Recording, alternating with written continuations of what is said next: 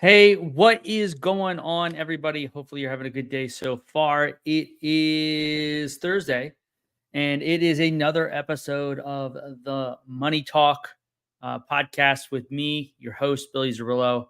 And what we're going to be talking about today is something that really doesn't have to do with money per se, right? With dollars and cents. It really has to deal um, with your mindset, the mindset behind money, and specifically, if you see the title of this podcast today, it is from despair to resilience. So redefining your financial narrative. And before we get into that, if you are jumping on the live, make sure that you comment where you're coming in from, who you are. I'd love to you know interact with you guys, answer questions if I can, and if I can't, I'll definitely answer those offline for you. But yeah, give me a thumbs up that if you're here. But anyways, like I said, hopefully everybody's having a good day this so far. Um, but getting right into it, let's talk about it. What are we talking about today in today's podcast? And it's simply this: it's building financial resiliency. And we all know, and this is, I'm going to gear this subject towards one thing specifically, but you can really extrapolate these tactics that I'm going to give you to build resiliency when it comes to your finances. But I'm going to be, talking about a specific subject today. And it really, if this is your first time listening, I help empower divorcees regain their financial confidence after a divorce. And so that's typically the primarily the type of clients that I work with. However, I help anybody that needs help. But so I'm going to gear it towards that. And so something that I hear very often, in social media, I hear it from clients very often.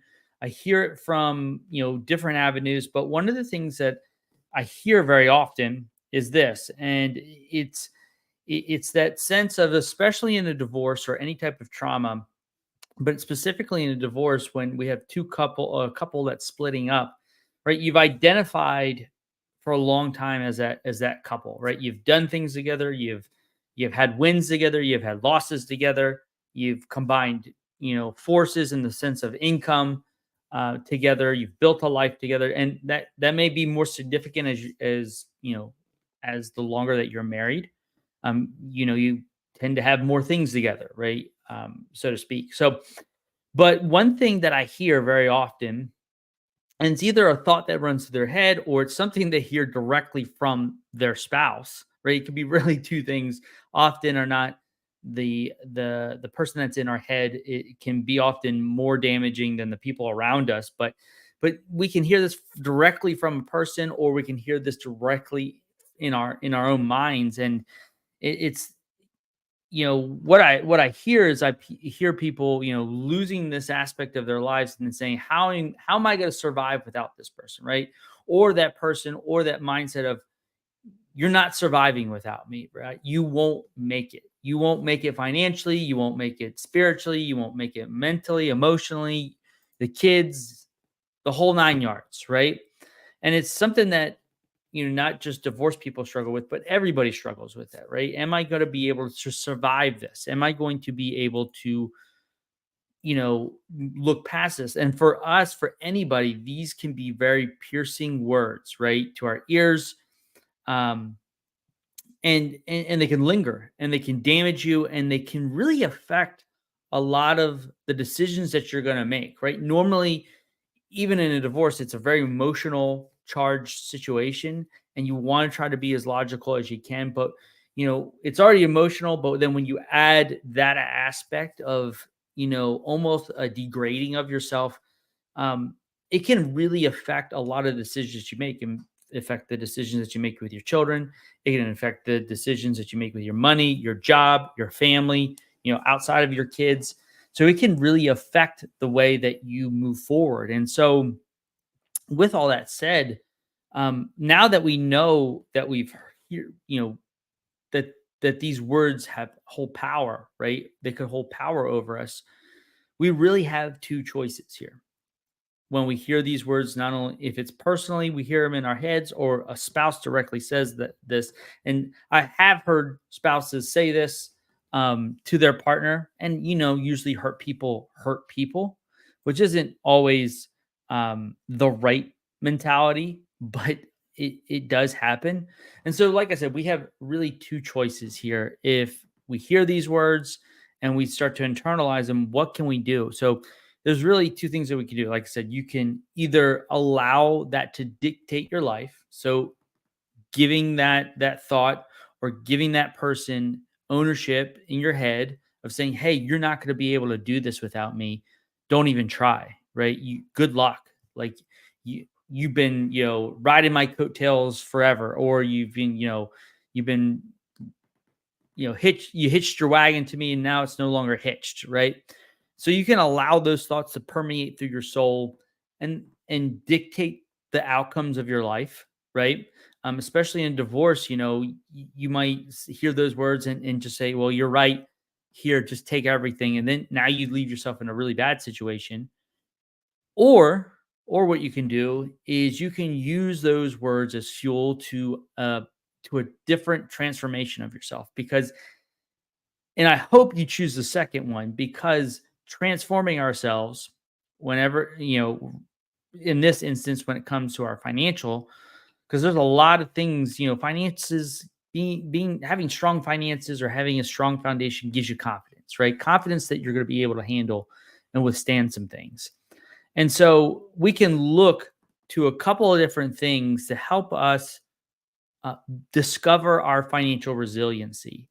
And I heard this quote, and I don't know who quoted it, but discovering your financial resiliency isn't merely about weathering storms.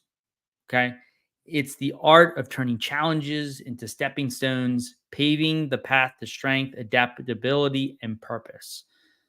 And that's really powerful, because I think when people think of resiliency, they think, hey, I can just overcome things, right? And that's great that we can overcome things. That's great that we can push that pain aside, or that fear, or that anxiety, or the anger, push it aside and move forward. That's fine. But then taking that pain, that anger, that fear, that anxiety, and using it as a stepping stool to build the life that we want to live, especially when it comes to our money. Money is often, just gaining confidence in what you're doing, right? When you don't have the knowledge or the know-how, if I'll give you a prime example. Me, like, if I don't know how to do something, or I feel a little unsure about something, sometimes I don't take any action. And that's bad. I should be taking more action. But sometimes when we don't have that confidence, or at least a little bit of know-how of that subject, sometimes we don't fully commit, right? And that can be just as bad as just not doing anything at all, is not fully committing, right? And like in my case, often, you know, uh, I don't accomplish what I'm looking to accomplish. And so I just think it's a really powerful quote, that it's not just about weathering the storms, but it's turning that situation into a different outcome, and then taking that outcome and now using that as, hey, I look, this is where I was at, this is what I was dealing with, it sucked, this is the outcome, I came out on top, I can do that again. And then the next time something happens, you come up further on top, rather than just staying stagnant, or even dropping back down to where you were, or even below you were where you were before this all happened. And so, but specifically going back to finances, there's really three things that we take people through this process of helping them rediscover their financial purpose. And if you followed me for any period of time, I talk about financial purpose statement as a statement that you can use, and it's for you, right? And it's a purpose. It's a statement that tells you what you want, where you're going, and why you're going there. Because if you don't have that financial purpose statement, when times get tough, when you have missteps, when you have setbacks, you lose a job, the economy doesn't point out the way you wanted to. Maybe your business didn't have a good year this year. You have problems at home, right? We all have problems.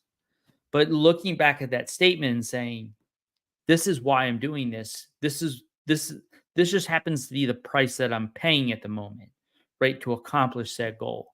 And I'm willing to go through that because this is important to me. Because just saying, hey, I want to save a bunch of money, I want to be financially secure.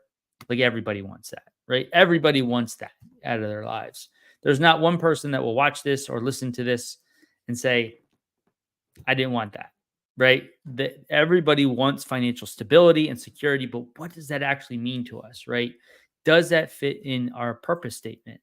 And so I'm going to give you three things, right? If you're watching live, make sure you comment below.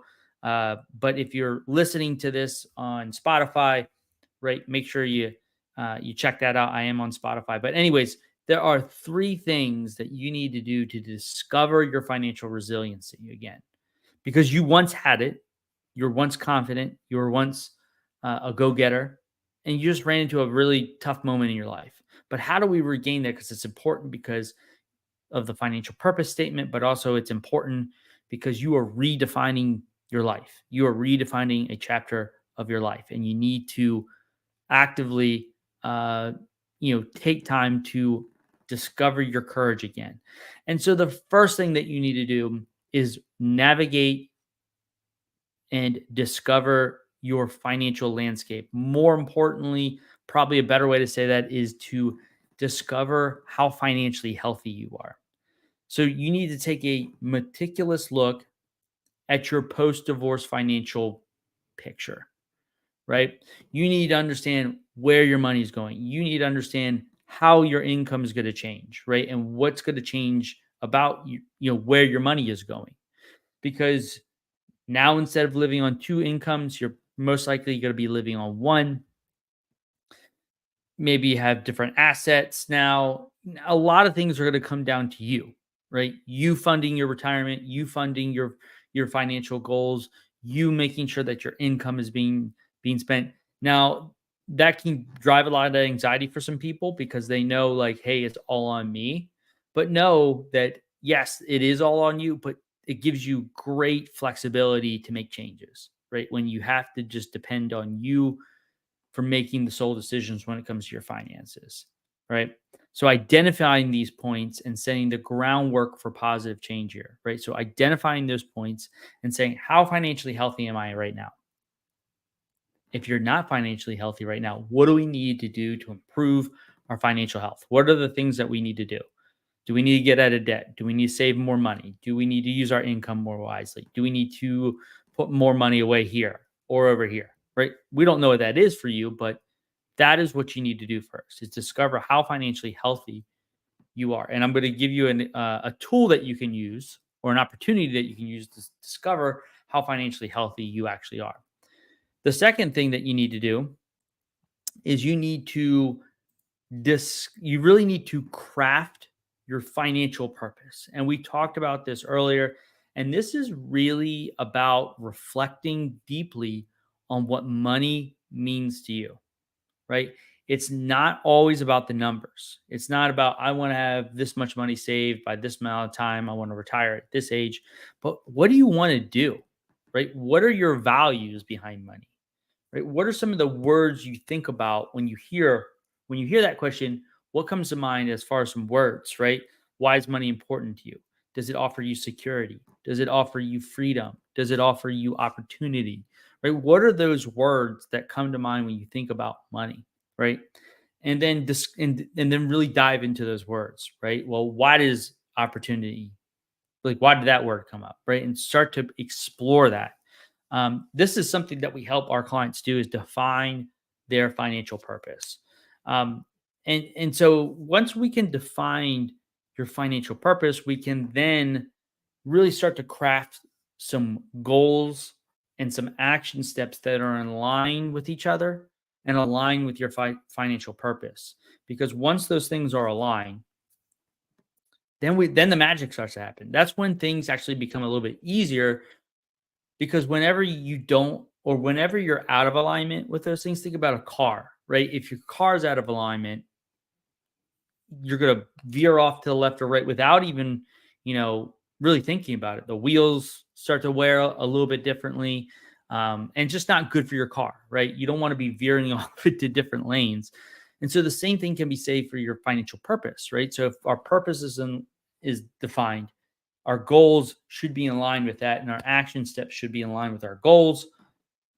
You should be a lot more successful in accomplishing you really, if all those things are aligned, you really don't need motivation in a sense. Maybe a little bit, right? From time to time, times get tough and stuff like that. But for the most part, your purpose should be your motivation. The number 3 thing that you should do is embrace the change. So you need to acknowledge that financial challenges are an inherent part of life. Not only financial, personal, professional. Life is about change. There's the people say like, "Well, I hate change." Well, I understand that you hate change. We're all creatures of habit, but it's a part of life, right? But I will say this, right? Challenges, embracing those challenges, but if you have that resiliency, so you've taken the time to figure out where you currently sit, where you want to go, armed with that, you build that resiliency. So those challenges, they morph into opportunities for unprecedented growth. So that's really amazing that you can then flip that opportunity, that maybe that challenge into an opportunity for explosive growth. And so, really taking these 3 things into consideration, right? Most people think sitting down, getting a financial plan is all about numbers and how much money you need to save on a monthly basis and in order to hit your goals. That is part of the plan, right? There, that is a piece of the pie in some aspects, but we need to define these 3 things first. We need to go through this process of how do we build financial resiliency no matter what you're going through in your life.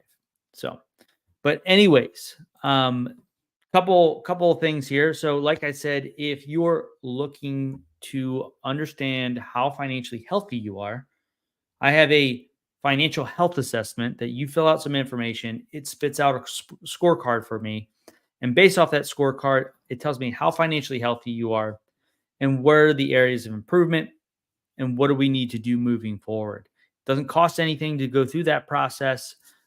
You get a free 5-minute video of me breaking down your finances, and you get to see how healthy are you. And then, it's like going to the doctor. Then we can then prescribe things for you to do to become financially healthy. And if you're looking to define your financial purpose, right, we have a 4-step process that we take you through to help you define your purpose, gain clarity on your goals, and define the action steps that you need to take in order to obtain those goals. So if that's something that interests you, just let me know. Reach out, DM me. I'd love to help you if I can, or at least steer you in the right direction.